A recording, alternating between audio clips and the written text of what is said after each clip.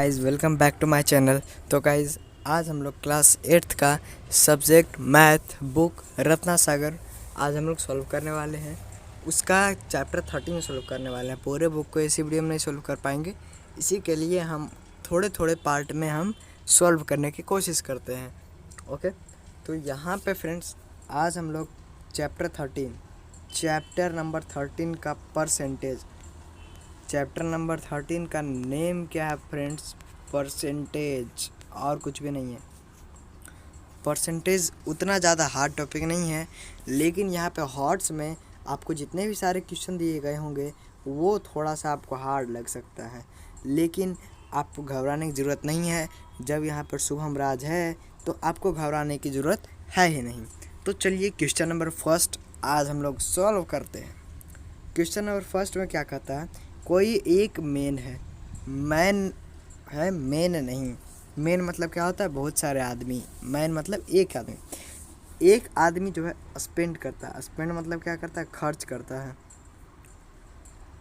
Spend मतलब क्या होता है? यहाँ पे खर्च करता है। कितना परसेंट खर्च करता है? 20%। किसका खर्च करता है भाई? सैलरी का। सैलरी का जो 20% है, तो क्या मान लेंगे हम लोग? मैन का सैलरी क्या हो जाएगा? एक्स। सॉरी, यहाँ पे एक्स लिखना मैंने भूल गया, इसी के लिए आप यहाँ पे एक्स लिख दोगे। ओके, तो यहाँ पे क्या हो जाएगा? मैन का सैलरी क्या हो जाएगा? 20%। किसका 20%? ये जो एक्स है ना, उसी का 20%। उसके बाद फिर क्या बोलता है?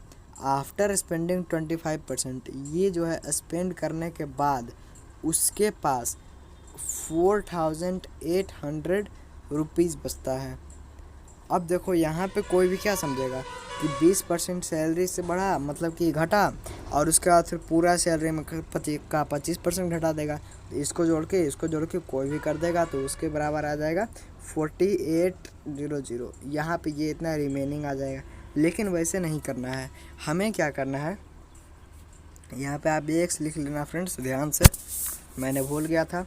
तो यहाँ पे सबसे पहले आपको क्या समझना है? पहली बात तो क्वेश्चन आपको बहुत ही अच्छे तरीके से समझ लेना है। यहाँ पे देखिए, सबसे पहले क्या करता है? 20% सैलरी स्पेंड करता है। क्या चीज़ पर?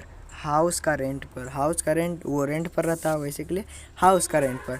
अब क्या है कि अब देखिए यहाँ पर एक्स का मैं 20% पहले निकाल देता हूँ। एक्स इंटू 20/100, ये हो गया, कितना हो गया? ये 5 टाइम से कट गया, तो कितना रुपया उसका खर्च हो गया?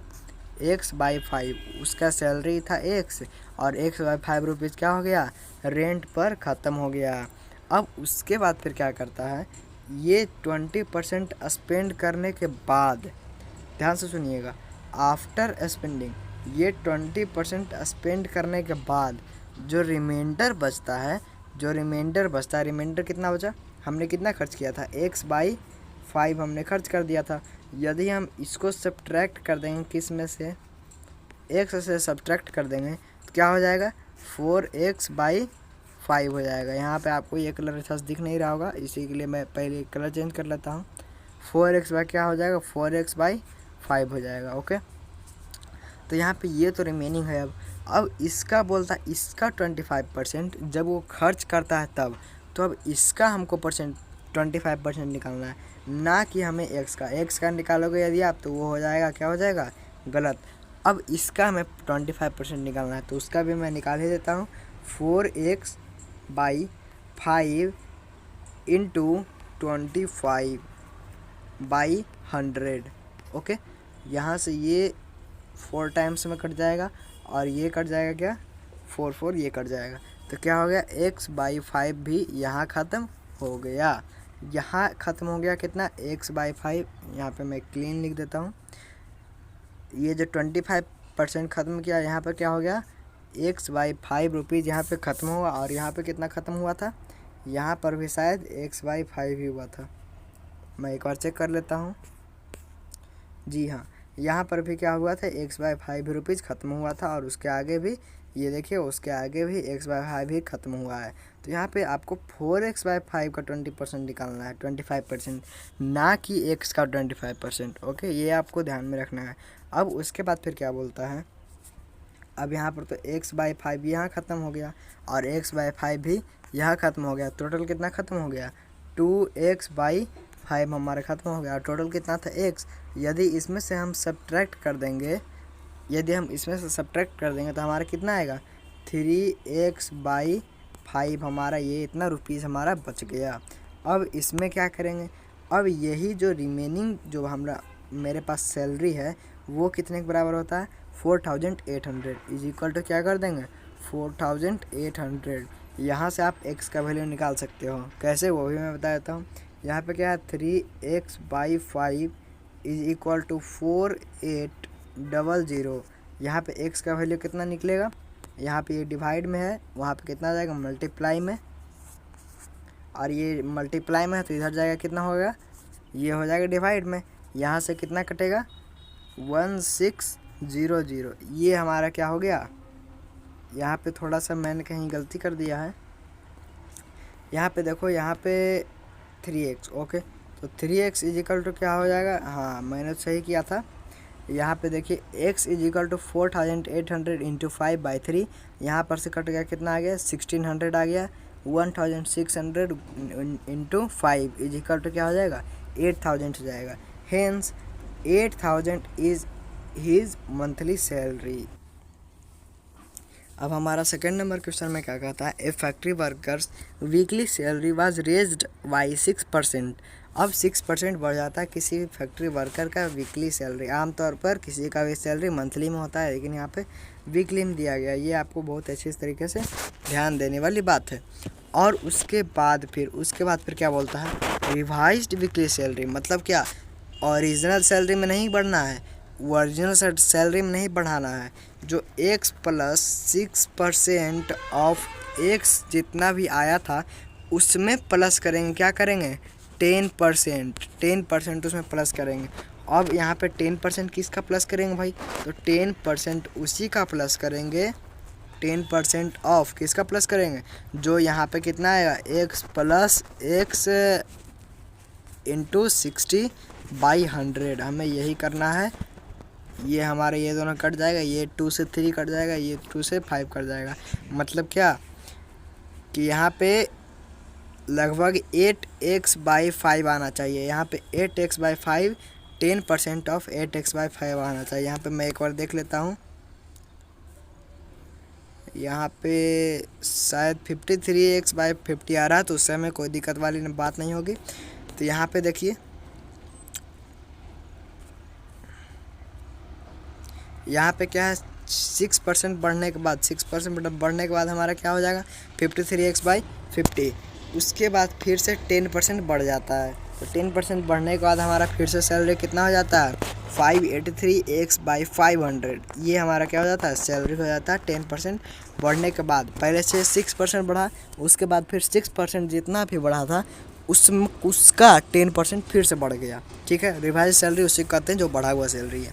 अब उसके बाद फिर क्या कहता है कि इतना बढ़ने के बाद उसका अभी का जो सैलरी है वीकली 1107.70 आपका यहाँ पे फैक्ट्री वर्कर का इतना सैलरी है टोटल चीज़ बढ़ने के बाद। तो हमारा कितना हो गया, इतना 583x/500 हो गया।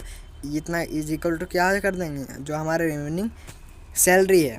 ठीक है, तो रिमेनिंग सैलरी से हम यहाँ पर से ये इक्वेशन हमारा बन गया। इससे हम x का वैल्यू निकाल सकते हैं। यहाँ पे देखिए फ्रेंड्स, यहाँ पे हमने x का वैल्यू क्या निकाल दिया 190 इंटू 5, तो x का वैल्यू क्या आ जाएगा 950 rupees. Hence 950 rupees was his weekly wage before this increment. चलिए गाइज अब हम लोग क्वेश्चन नंबर 3 की ओर आते हैं। क्वेश्चन नंबर 3 में क्या कहता है, the price of coffee is increased by 60%।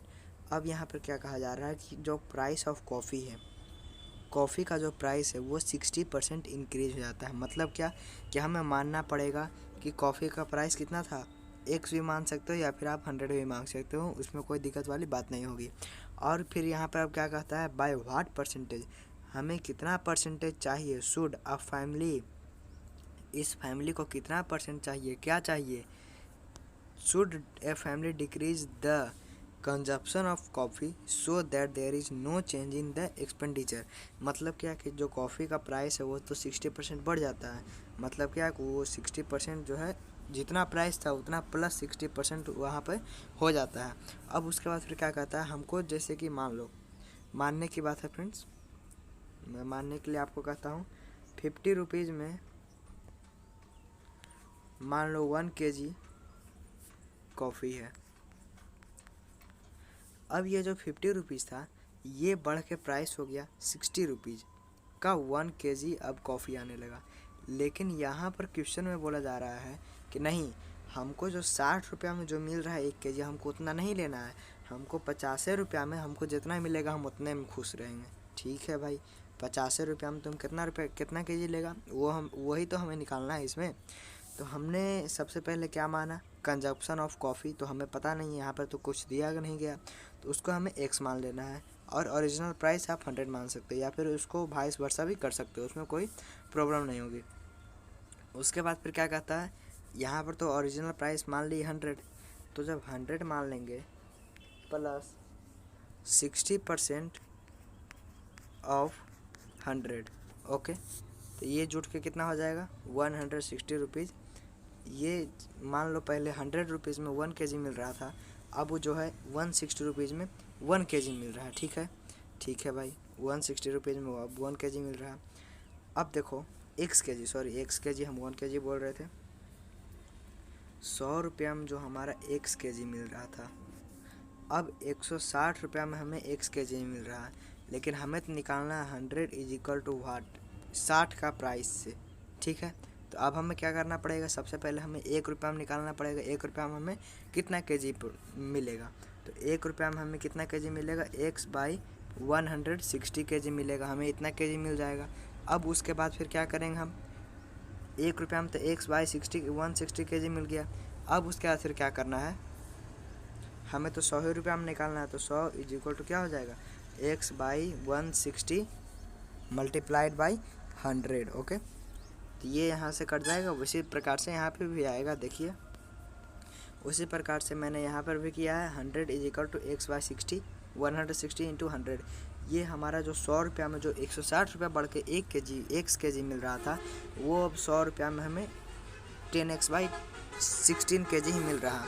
अब क्या बोलता है कि ये जो फैमिली है उसको कितना डिक्रीज़ करना पड़ेगा अपना कंजप्शन को, ताकि वो अपना एक्सपेंडिचर को कोई चेंज ना कर सके। ठीक है, तो यहाँ पर तो कोई चेंज नहीं हुआ। यहाँ पर भी 100 रुपया में पहले 1 kg ला रहा था, अब 100 रुपया में 10x/16 kg ला रहा है। ठीक है, तो 10x/16 kg जब ला रहा है तो रिडक्शन इन कंजप्शन क्या हो जाएगा, सबसे पहले तो हमने x रुपया में लाया था, x kg लाया था, अब हम ला रहे हैं इतना kg, तो x बड़ा होगा, ये तो छोटा ही होगा, क्योंकि इसका प्राइस क्या है 160 रुपया में हम x kg ला सकते हैं।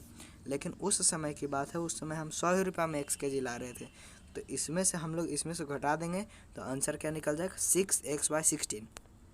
अब 6x/16 क्या हुआ, रिडक्शन इन कंजप्शन, मतलब कितना घटा, जो फैमिली का कंजप्शन ऑफ कॉफ़ी है वो कितना घटा 6x/16 kg हमारा फैमिली का घट गया। ठीक है, अब रिडक्शन परसेंट में क्या होता है फार्मूला, मैं आपको एक चीज़ बता देता हूँ।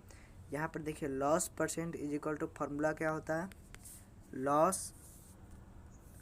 लॉस बाई CP इंटू 100 होता है या नहीं, तो यहाँ पर रिडक्शन मतलब लॉस परसेंट का फॉर्मूला क्या होता है, लॉस हमें कितना हुआ 6x/16, वही तो हमारा रिडक्शन हुआ। तो क्या कर देंगे 6x/16 divided by 6x/16 divided by कितना x। ठीक है भाई, x CP हो गया। पहले हम कितना रुपया में ला रहे थे, 1 रुपया में x kg हम पहले ला रहे थे इतना। अब इंटू 100 यहाँ भी है, इंटू 100 यहाँ पे हो जाएगा, तो इज इक्वल टू क्या हो जाएगा, यहाँ पे ये डिवाइड में है तो यहाँ पे अगर जो मल्टीप्लाई करेंगे तो इसका उल्टा हो जाएगा। ठीक है, 1/x हो जाएगा इंटू 100।